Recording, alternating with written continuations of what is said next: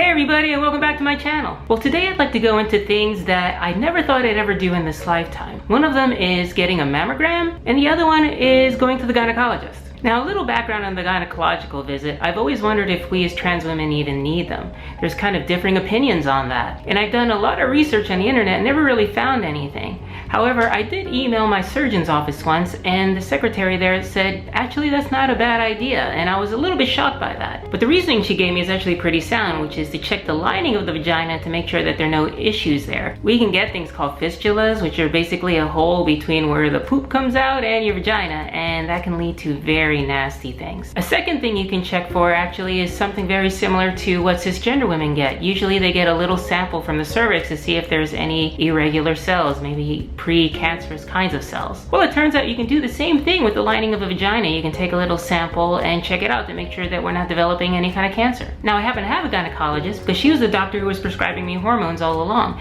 and she was actually the one who first recommended that I get an internal exam. When she suggested it, I remember my eyes got really wide.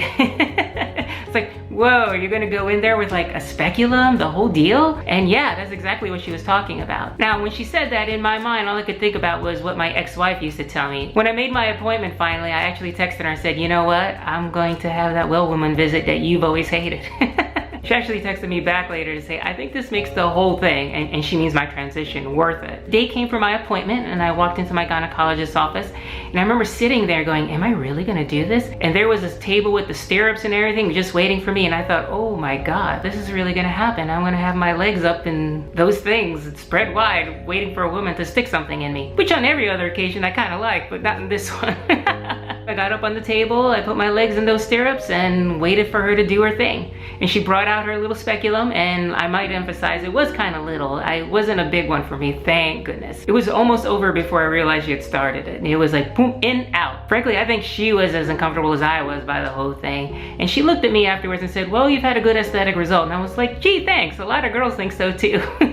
And she also said everything looked fine. And then later on I relayed to my ex that, hey, it wasn't any big deal, and she didn't like that very much. The second thing I did actually very recently was get a mammogram. Here I am for my first mammogram appointment of my entire life.